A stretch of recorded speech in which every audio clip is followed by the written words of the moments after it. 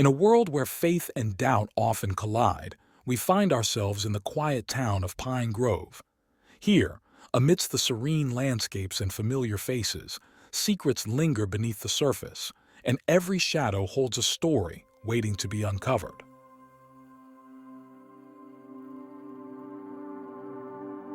Chapter 1. The moon bellowed low, grazing the horizon with its gentle touch. A pair of weathered, masculine hands dug through the soft soil with a spade, the effort evident in every motion. Picking up a half-filled black plastic bag, he glanced around the desolate area and walked away from the freshly turned earth as a cemetery loomed in the background, its headstone stark against the twilight sky. He opened the trunk of his car to a messy jumble of similar black bags. Shoving the new bag in, he mutters curses as his hands get caught in between the bag, bruising him in the process. He wiped the blood flowing off the bruise from his hands onto his pants, slammed the trunk shut, and drove away, his face a mask of grim determination. On a peaceful suburban street, the moon filtered through the beautiful palms, casting its shadows on the window sills of similar terraces. A car navigated through the street, pulling into a driveway. The man, a masculine silhouette in the dim light, hopped out and offloaded some bags, noticing a piece of paper fluttering on the ground. He picked it up, revealing the picture of a missing girl. His expression hardened as he scrunched the paper, lifting the bags and marching toward the house, a sense of urgency in his stride. At the same time, Ashley, a bright-eyed 28-year-old, walked out of her house onto the street.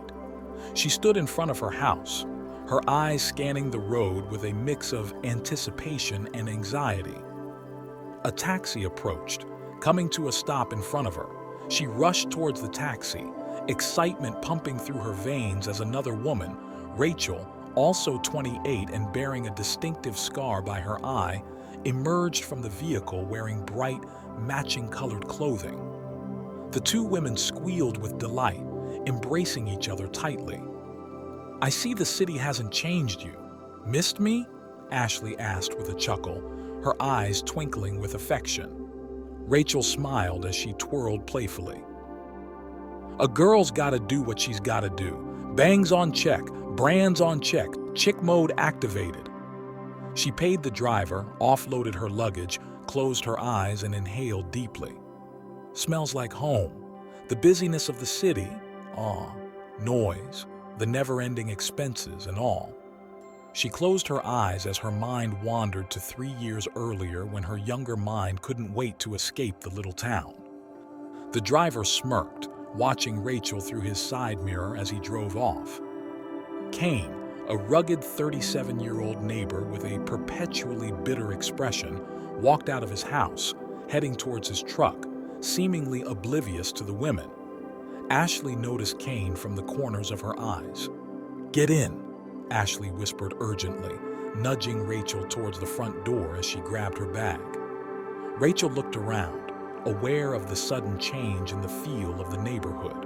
She followed Ashley, confusion written all over her face, turning in time to see Cain drive into a suddenly empty street. Later that night, Ashley curled up on the couch, munching on popcorn and watching her favorite movie show. She tiptoed into the kitchen, making herself a cup of tea. Rachel walked in holding her laptop, her eyes heavy with sleep. "And she is finally up.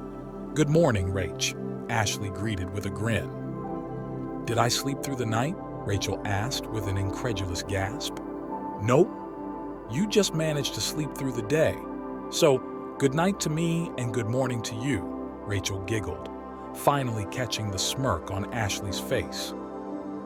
Ashley switches the TV off, picking up her bowl of popcorn, walked towards her room, then stopped in her tracks as she heard a car engine. She hopped for the switch, flicking the light off, then sneaked towards the window. "He's back," she whispered, her voice filled with apprehension. "Why are you whispering?" Rachel asked, perplexed by Ashley's caution. She watched Ashley peep through the window. Joining Ashley by the window, she saw a masculine silhouette walking towards his trunk. The girls watched the silhouette pull out a half-filled, oddly shaped black plastic bag, shot Ashley's window a glance, and then walked into his house. Ashley and Rachel instinctively ducked down, holding their breaths, scrambling back towards the couch. "I think he saw us," Ashley said, her eyes mirroring the tension in her voice. "So?" Rachel asked, trying to recover from the slithering act they just pulled off.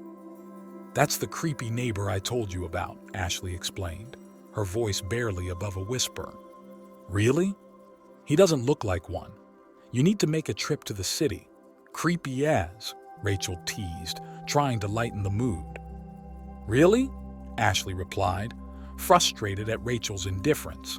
"Am I missing something here?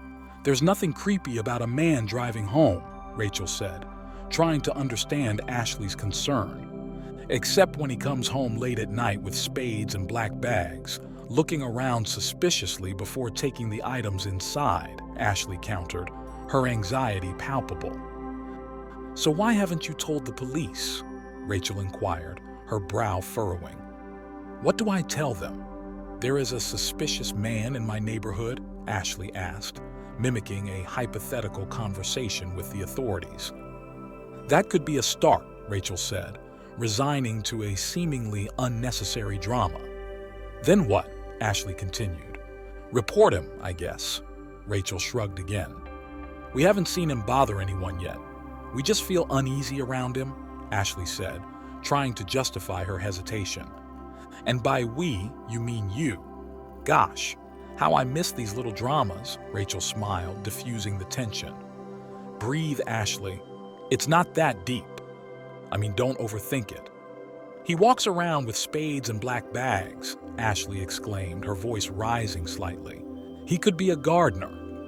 "No one has seen his garden," Ashley retorted, her frustration growing.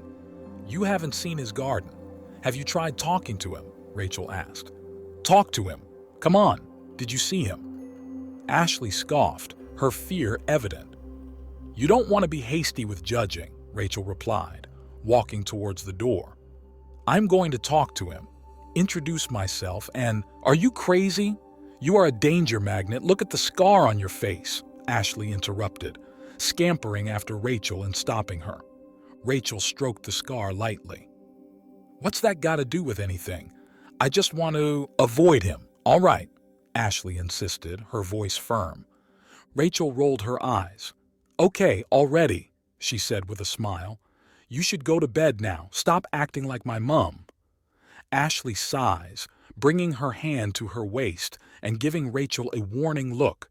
"Seriously, I won't," Rachel added, sitting down. She picks up her laptop, typing. Ashley walked towards her room, leaving Rachel to her thoughts. Rachel walked back to the window, looking at the empty street. She walked back to her laptop and resumed typing. She typed, "exterior, house, night," her eyes shining with excitement as her fingers flew over the keys.